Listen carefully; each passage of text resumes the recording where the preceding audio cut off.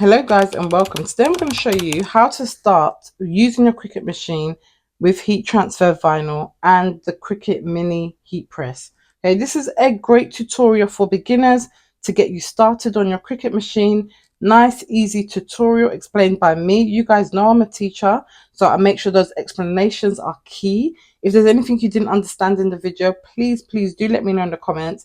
I want to get you started on your Cricut journey, so you can start making designs like this eventually. But today we are starting off with baby steps, and we're going to do a little baby Duncan personalized heat transfer vinyl muslin cloth.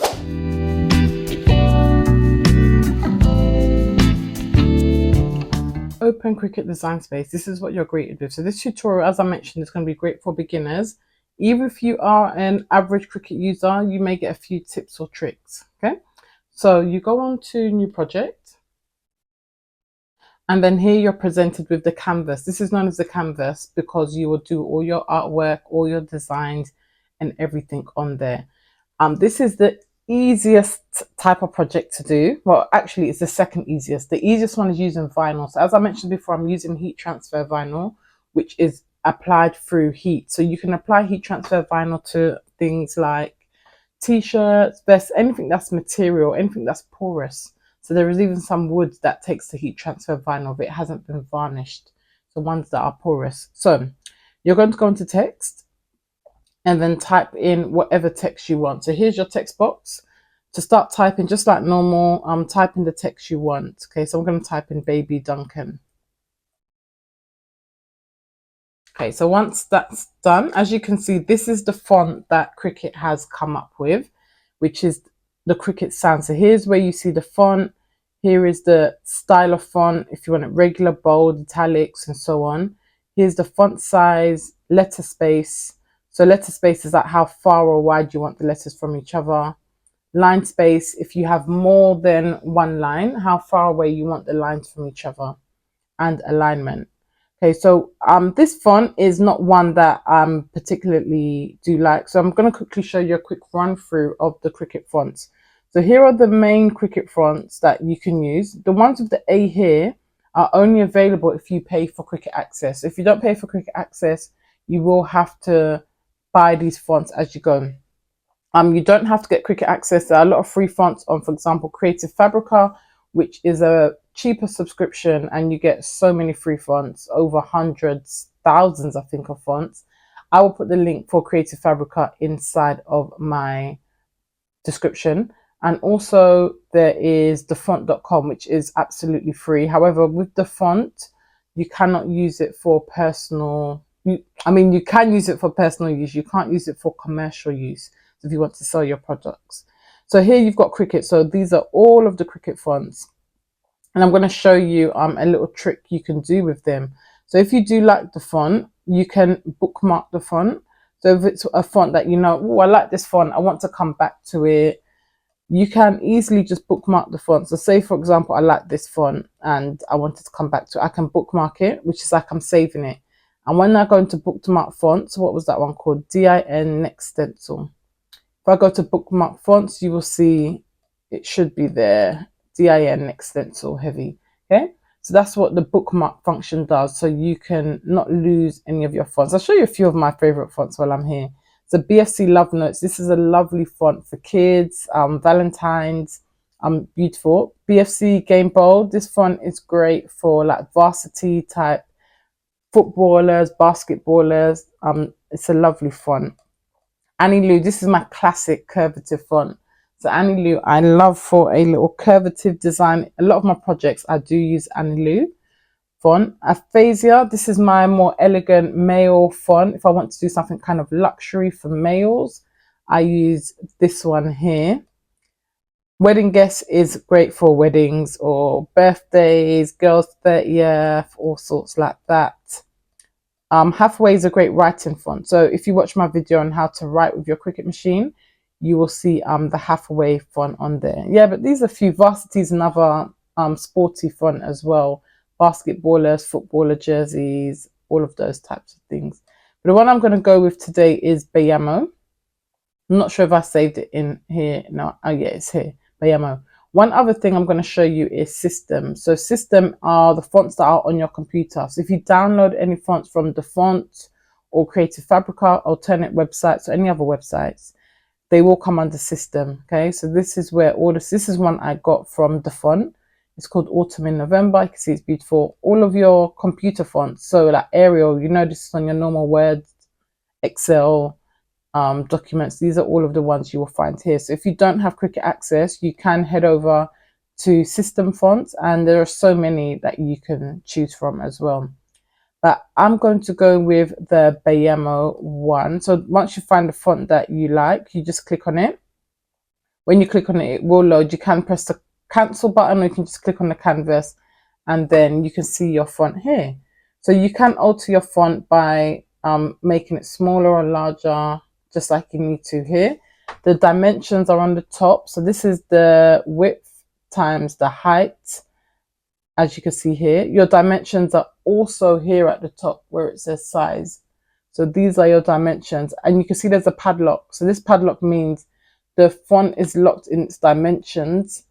If I undo the padlock now, I can alter the font in terms of the dimensions of it. Okay, so be very careful what you want to do if you're going to undo the padlock or not. But I usually like to keep the padlock on because sometimes it can distort the dimensions. But it actually matters on what project you're doing. So it doesn't really matter. Okay, so there we go, Baby Duncan. I'm going to do it in a black vinyl, but I'm going to show you. So what you need to do is measure your project and see if the measurements line up to what is on here. Okay, so you need to make sure you measure your project to get the correct measurements. So this is my project here. I'm going to show you exactly how we so wherever you want to put your heat transfer vinyl, I want to put mine around here.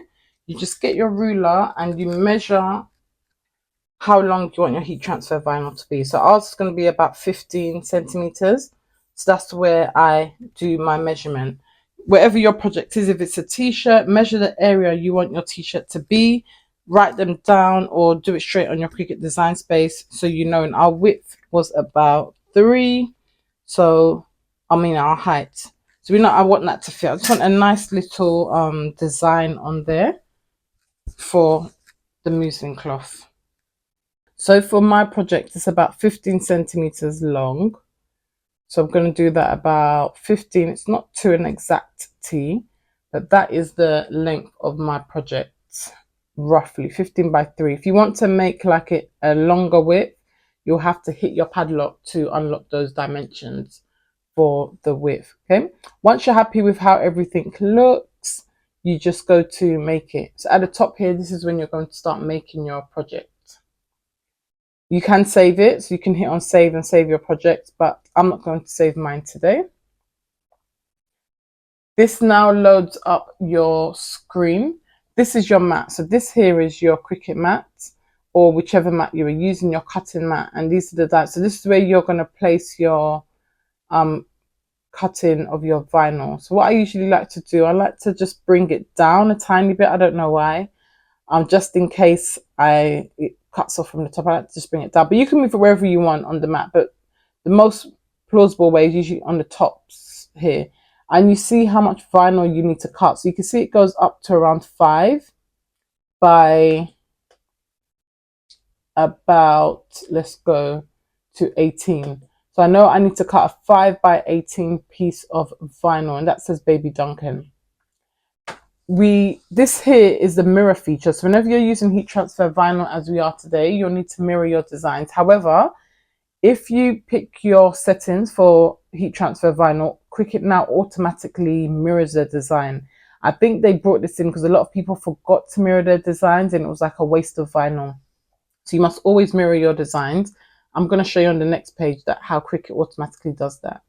So I just pressed on continue. If you have an Explorer, you can use the dial to get the iron-on setting. So it's called iron-on setting. However, I'm going to show you how to browse all materials to find your Cricut cut setting, as it's only the Explorer Air 2 which has the dial. Majority of people probably won't have the Explorer Air 2, so I'll show you how you get your cut settings. So here you go to browse all materials, and we're using an iron-on vinyl. So you just type in iron, and then here you can see all your settings: everyday iron-on, everyday iron-on, express iron-on, and so on. So for regular heat transfer vinyl, it's just everyday iron-on. And if this is a cut setting you're going to use, you can save it into your favorites. And I'm just going to click on that, and you can see it's selected, and you say done. So now this has changed to everyday iron-on. You can see the Cricut that says mirror on. Design Space automatically turns the mirror on because they know I'm using heat transfer vinyl, because I've used the heat transfer vinyl setting.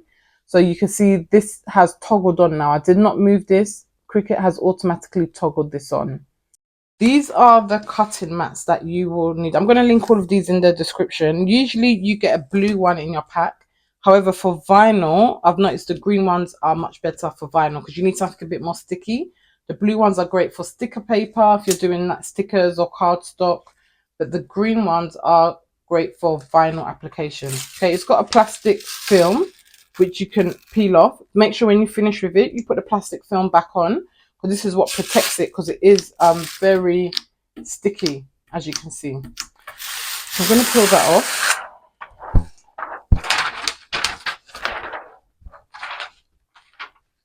And then I'm going to put my heat transfer vinyl down. So the heat transfer vinyl I'm using today, it's from Layer Vinyl. I got it from Amazon as well. It's a black vinyl. This is, I like it. I wanted to try it out because it was quite cheap compared to the rest, and I actually do like it. So I like to cut my vinyl in a strip, so you can measure based on the measurements we said we were going to do. So I know I wanted to go down around 5 centimeters. So I just mark up where that is, and I just like to cut a strip across.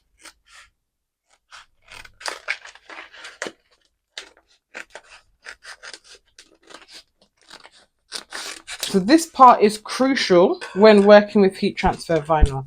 With my vinyl, I just keep it rolled up and always just put it back into the box. So this is crucial when working with heat transfer vinyl. So with heat transfer vinyl, there's a shiny side that's got a plastic on there, and there's a matte side. So heat transfer vinyl always must go shiny side down. So where that plastic is, there's a shiny plastic on here that has to go down on your mat. If you put it this way round, the wrong way round, the shiny side up, it's not going to work. So if you're using glitter vinyl, any type of heat transfer vinyl, if it's heat transfer where you've mirrored your design, it must go shiny side down. So there's my shiny side, and I'm going to put my shiny side down on my mat. Align it on the top because I know that's where the Cricut is going to cut my design.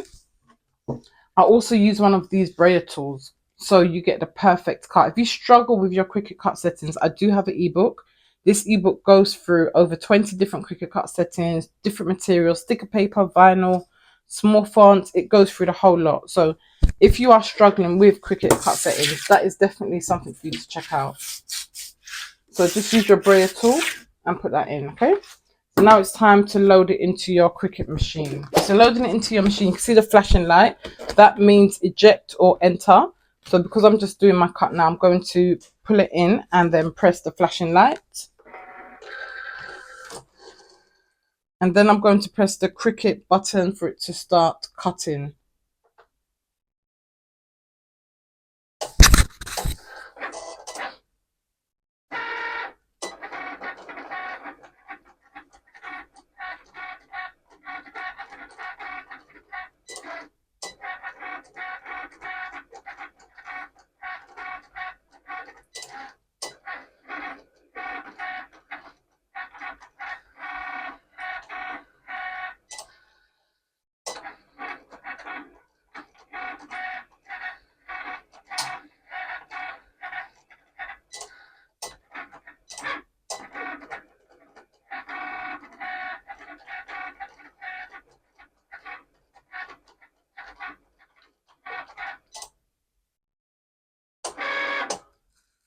And that means it's done. So you press this to eject.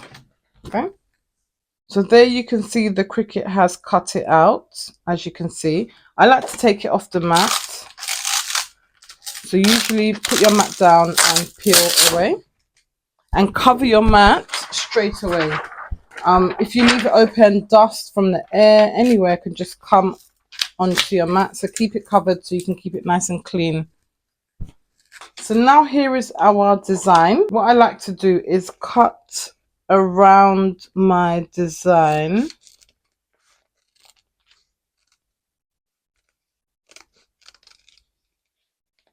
just like this.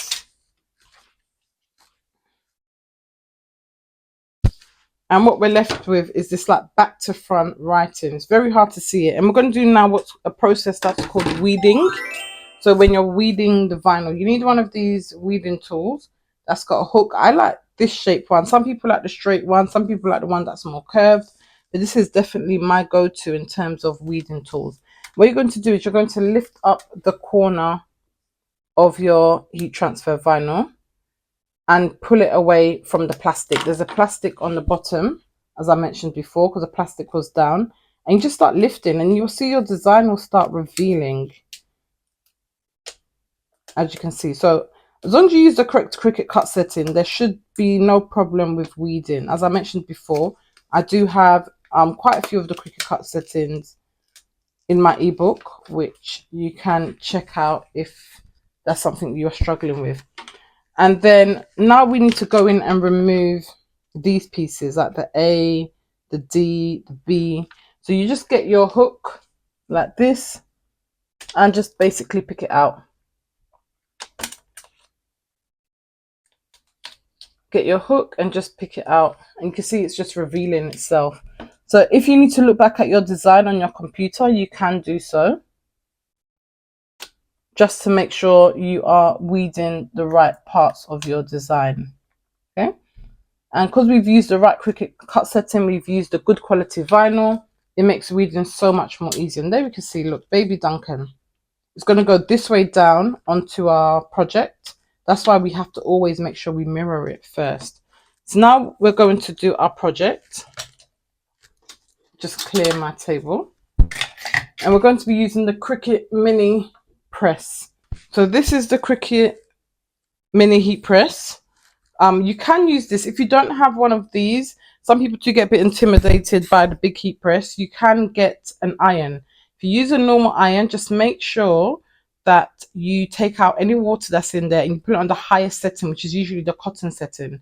And you're going to apply the same principles as I'm doing now. However, the heat press, this is much better because you can see the bottom is a solid surface. With an iron, there's usually holes in the bottom. So you've got to be really, really careful and apply a lot of pressure when you are using an iron, because of those holes. Where the holes are, there won't be enough heat applied to your vinyl, which can in the long run start to lift your vinyl. If you're just doing this because you want to have a go for it. Use an iron, take out the water, no steam, put it on the hottest setting.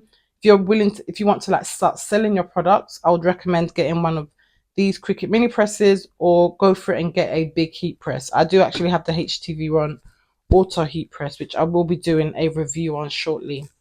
So what it does have this base here, which is heat resistant, so you can pull it in there. It allows heat to escape from the bottom without getting your surfaces hot. It's got a nice carry handle here, which is really good to use as well, and it has got 3 settings. So once you turn it on here, you'll have 1, 2, 3. 3 is the hottest. I usually like to use the hottest setting. I've never used the second or the first.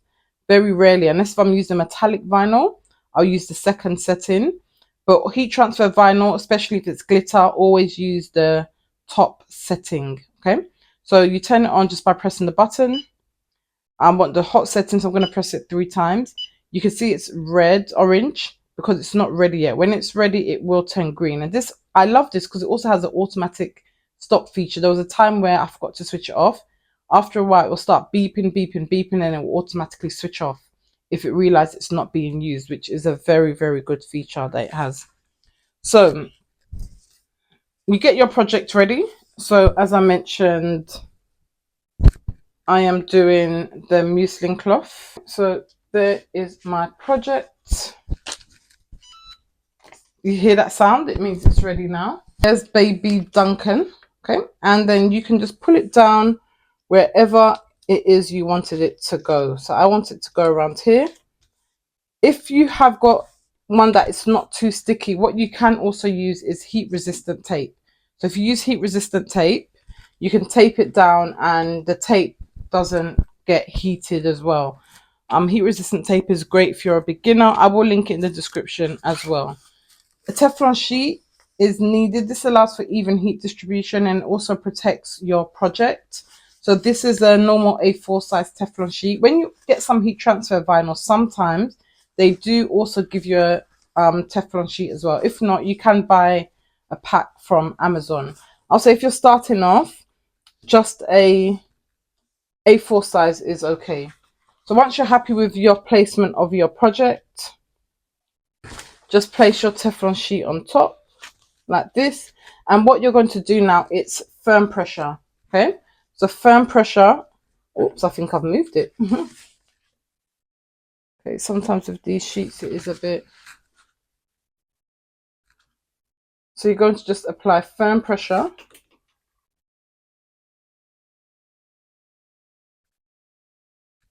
So you're going to just apply firm. Usually I just like to do this a bit just so it sticks down. And then for each section, you're going to apply firm pressure for about 10 seconds on each section.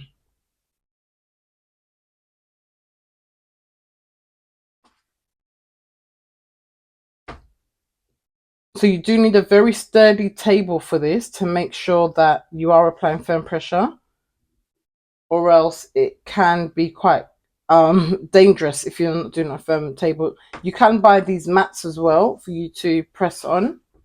I'm just using my cutting mat. This grey marble is my cutting mat covered in contact paper. So once you've applied the firm pressure, this is what I do to make sure my vinyl doesn't lift. I've applied my firm pressure and I just wait. Depending on your vinyl, some vinyl is hot peel, some is cold peel.